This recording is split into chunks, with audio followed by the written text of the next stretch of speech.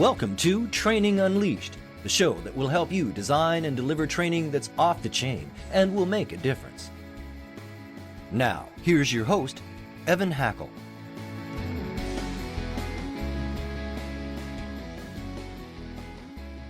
Hello, everyone. Today, we're going to have a really inspired show, which is kind of cool. Before we start, of course, I want to thank my sponsors, C-Suite TV and C-Suite Radio. And without you, I could not have a show. Of course, my listeners. My guest today is Tony Martignetti. He is the Chief Inspiration Officer at Inspired Purpose Coaching. And I really am excited about this because if there's ever a time in life we need inspiration, it's now.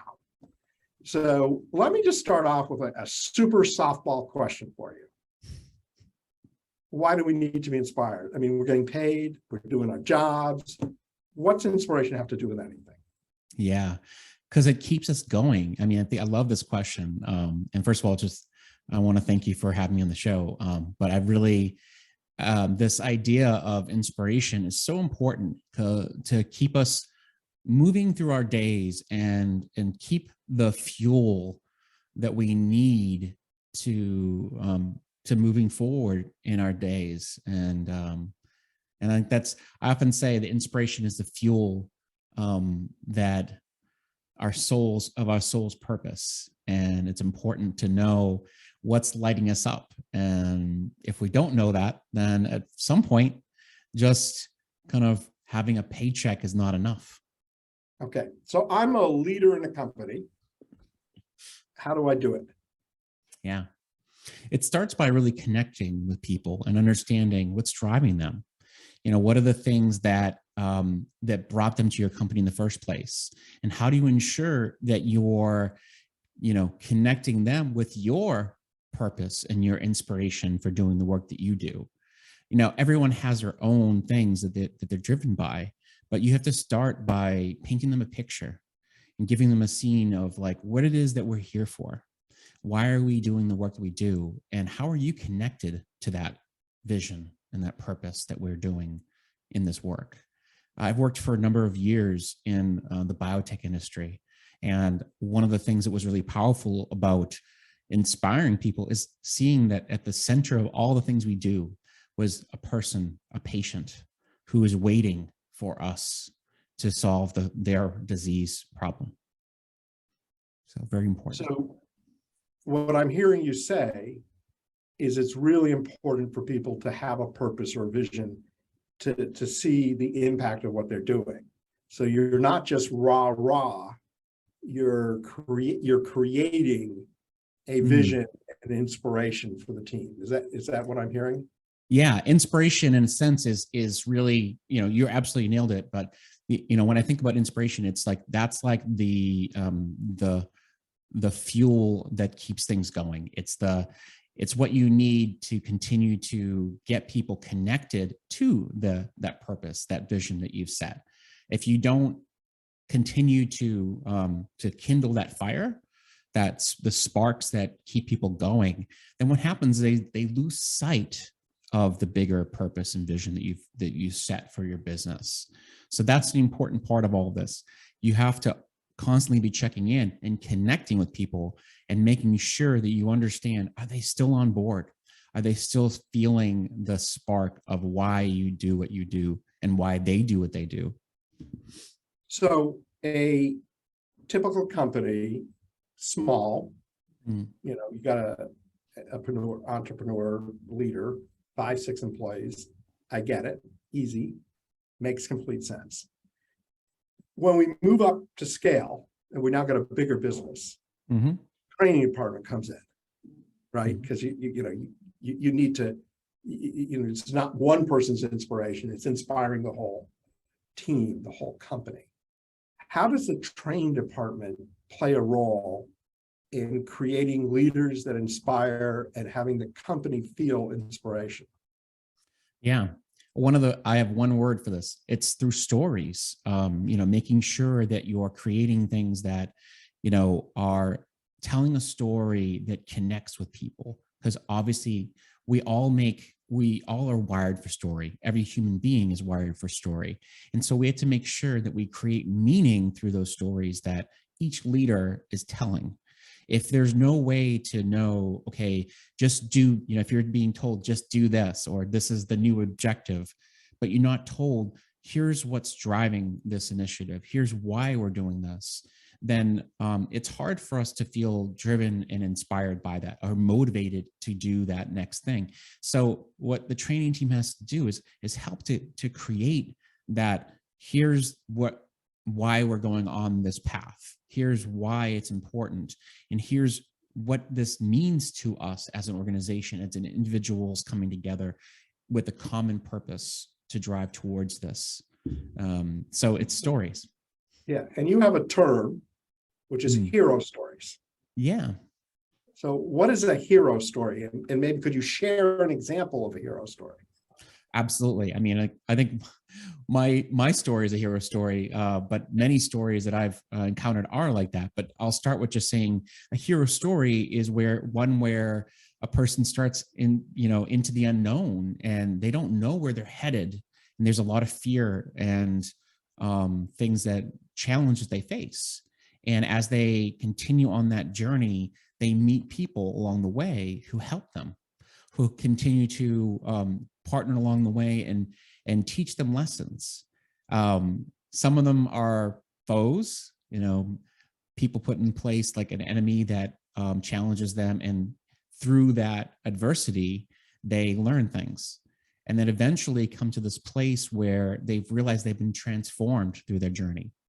And through that transformation, they come back to their existing world and they are able to bring those lessons back to people that they know and say, this is what I've learned. I want to share with you. Okay. So I think I get the hero story. What's your hero story? I have my own show, my podcast, where I bring people on and have them share the moments in their lives that I call them flashpoints, these points in their journey that have ignited their gifts into the world. And when I think about it and I bring it back to my own story, these are the things that were my moments that have ignited my gifts in the world. And it started with like this sense of when I was younger, I was an artist. I was doing things that were all about creating worlds through paint and drawings and doing things that were creative in nature. I mean, I was winning awards as a child to basically, create, new artwork.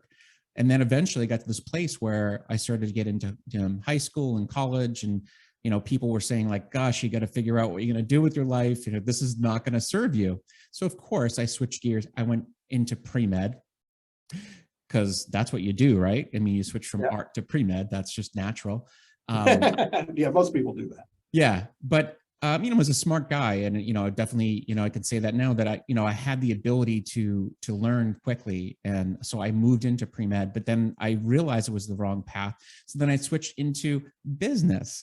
And so here I am, this person who's really searching and trying to figure out, where do I fit?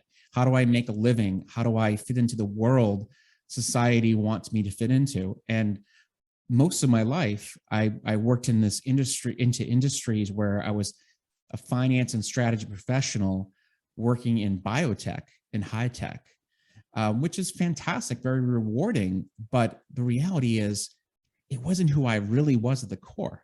I was hiding myself. And eventually I got burnt out trying to be something I was not. Literally to the point where I had my darkest moments and didn't want to go on. And in those dark moments, I finally found ways to dig out of that darkness and find little ways to figure out, okay, how can I hang on to hope?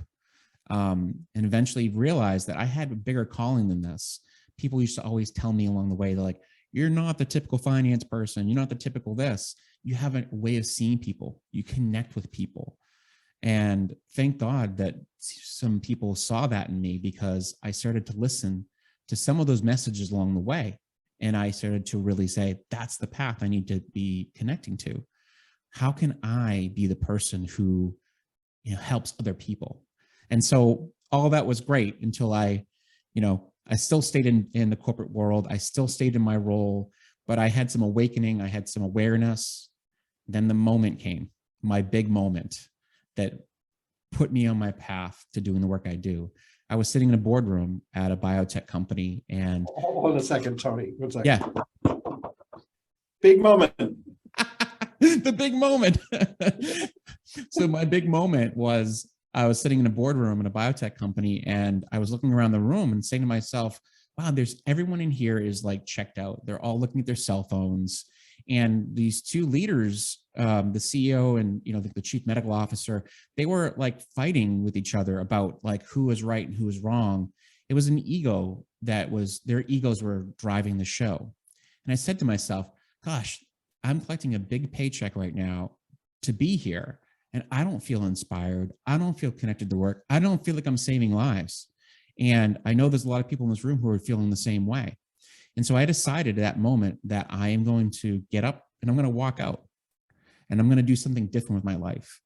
And the saying that I said to myself was that I'm going to leave the room to change the room. Somehow, some way, I'm going to do something different with the way leaders show up in these rooms. And that was the scary moment that set me off on it's the beginning of a new hero's journey, which was to say, go out into the new world, into the unknown, into the uncomfortableness of not knowing, but somehow figure out a way to create a new path for leaders in the world. And that's what I did. Interesting. I have a saying Yeah. that relates to something you talk about, but in different verbiage. So my verbiage is victim to victor. You take something where you have described yourself or felt like you were a victim, but then you sit back and you really look at the strength it was for you to overcome that issue and how you conquered that issue and how that issue gave you strength. And you talk about how do you turn your past challenges into strengths. So, I found the two very similar. And maybe just share a bit on how people can turn their past challenges into strengths. Yes. I love that. I love that you bring this up because it's so true. We often are so quick to turn our back on our past and saying, that was the old me. This is the new me. I don't want to ever look back. But the reality is when we turn around and we look back at our past and we say, what was it about my past self that allowed me to be the person I am today, that made me who I am and allowed me to have the strength to move on? And in fact, how does that become the turning point into the new world that I'm entering? And I think that's where people often say, you transcend and include. You include your past and you transcend it by saying, I might have been a finance person or finance professional, whatever it may be, but that doesn't mean that it's a bad thing. It just means that I'm now deciding to take that with me and allow myself to see that I'm more than that. We're all more than whatever we think we are. And I think that's an important lesson for all of us to say, don't paint ourselves into a box and say, I am the pain that I've experienced. I'm more than the pain that I've experienced. I'm also the potential, joy that I can experience. Okay. So moving this from philosophical to practical. Thank you. You talk about creating and aligning with long-term goals. And in fact, one of the things is first to determine if you are. Yeah. And then I assume the second question would be how to. So could you opine on that a little bit? One more time. So first off, how do you determine if you are aligned with your long-term goals? Yes. And the second question is, if you're not, how do you align to long-term goals? I love it because it's exactly, one of the things that I talk about. My book is called Climbing the Right Mountain. And what that really connects with is this idea is sometimes we get on the path of being, climbing this mountain, feeling like we're doing the right things, but then we realize that we're doing it for the wrong reasons. And so, to answer your question, sometimes we have to check in, pause, and really think, am I doing this for the reasons that I really want to? or am I doing it because there's some hygiene factors or some factors that are related to, I want to look good, I want to have the titles. I have to make sure that I'm doing it because I want to be the person who is showing up in a certain way, that I am connected with that being that is who I am, that is who I am internally, really. And so there's a certain thing of checking in, looking back at your past. What are the things that have brought me here? Looking into the future and saying, well, who do I want to be? What are the things about me, the qualities that I really want to bring to the surface, and how do I want to embody them? And making sure that I'm starting to embody them now, that I be that person now, kind of that connection to the future self, and you bring that into your present. And that might change your course so that you're connected to that long-term plan and not necessarily just blindly following the path that you're going on.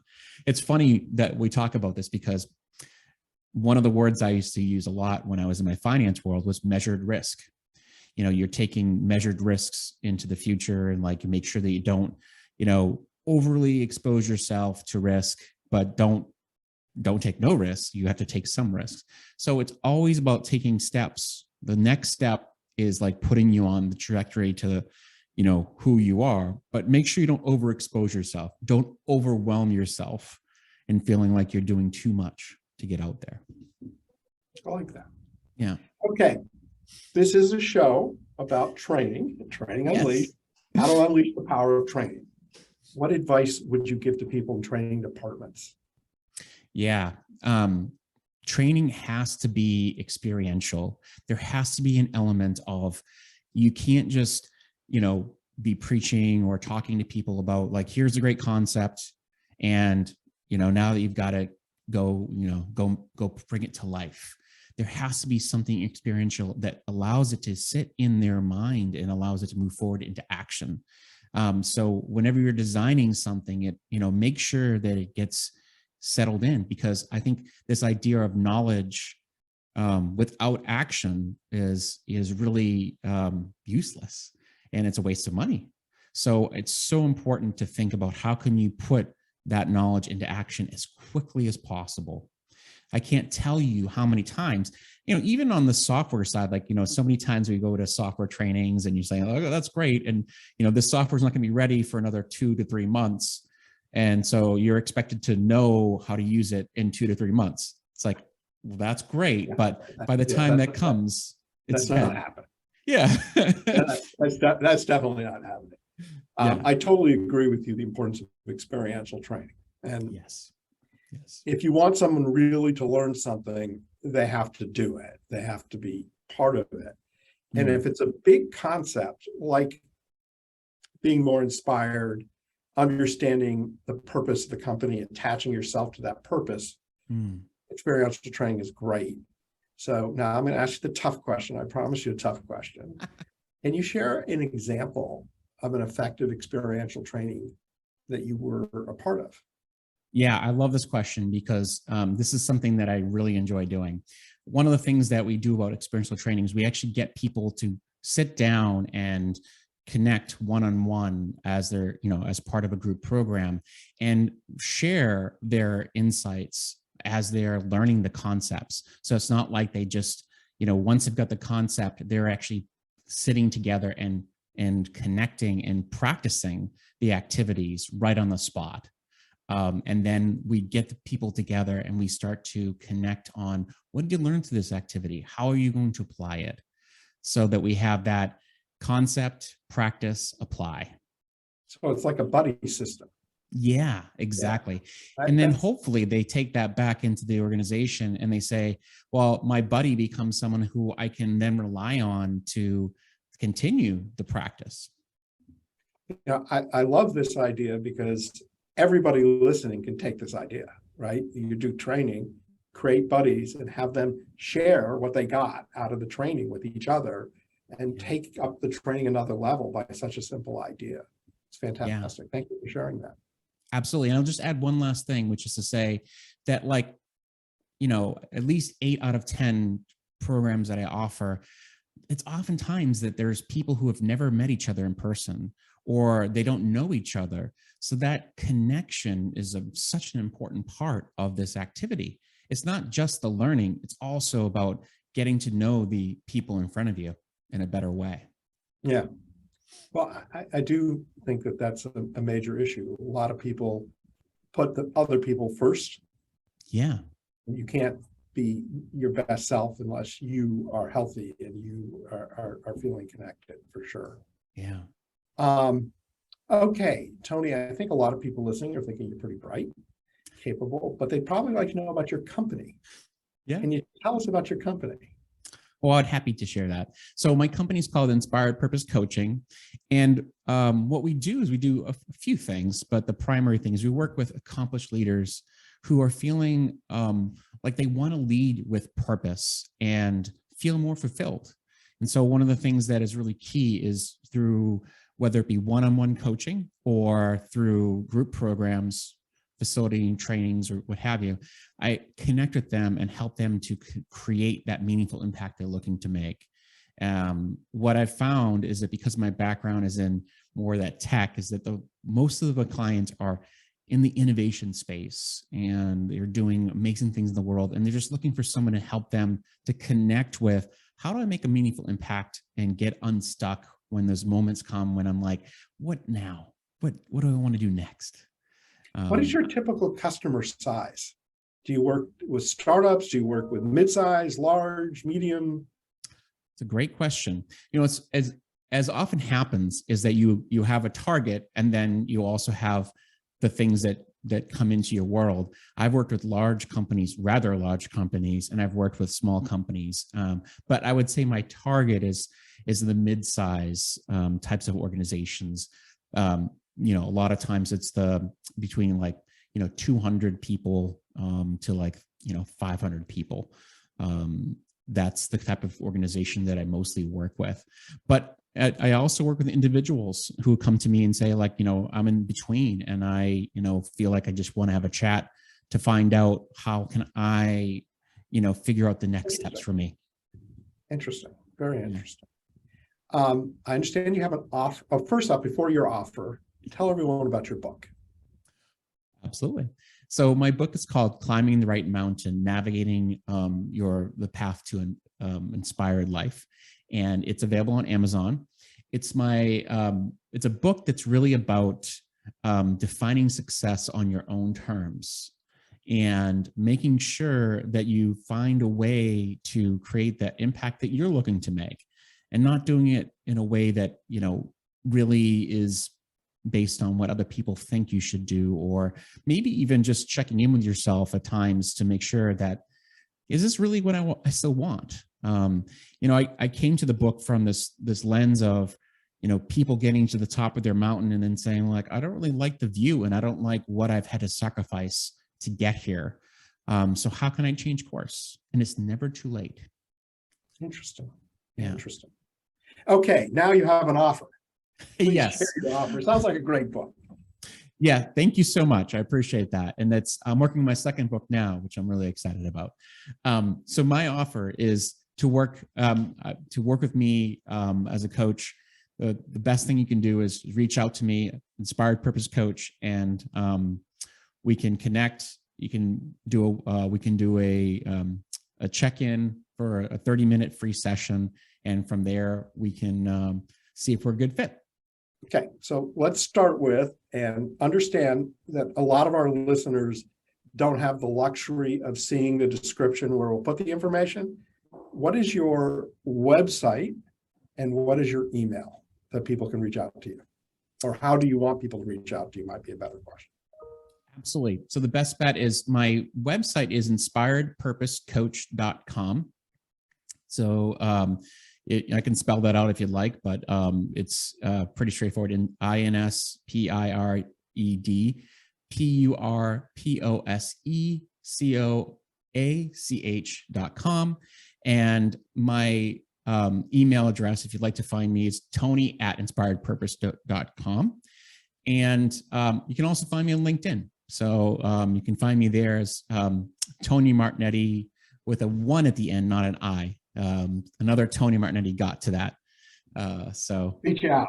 yeah, exactly. He's actually a great guy. So we were actually friends. So it's all good. Yes, I found that there's another Evan Hackel in this world. Like, who knew? Okay, well, we love to end the show with a question, which I know you know is coming, which is if you had one piece of advice to share with the audience, what would that be? Yeah. Don't let other people limit your possibilities. There's a sense we often allow other people's definitions of who we are hold us back. So it's sometimes you get a question and say, am I limiting myself because of what people think my title, my, the role that I'm sitting in is who I am? We can't define ourselves by that. I like that. Thank you. Well, I appreciate having you as a guest, Tony. I want to thank my audience. Without you, I have no show. And I obviously want to thank my great sponsors, C-Suite TV and C-Suite Radio. Everyone have a great day.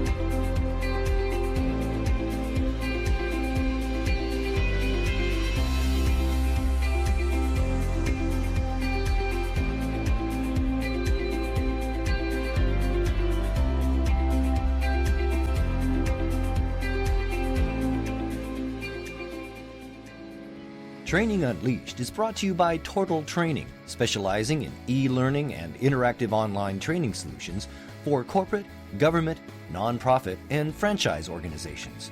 Tortal makes effective training easier. Just go to tortal.net to gain access to real-world tools that can make a difference. That's tortal.net, Tortal, tortal.net.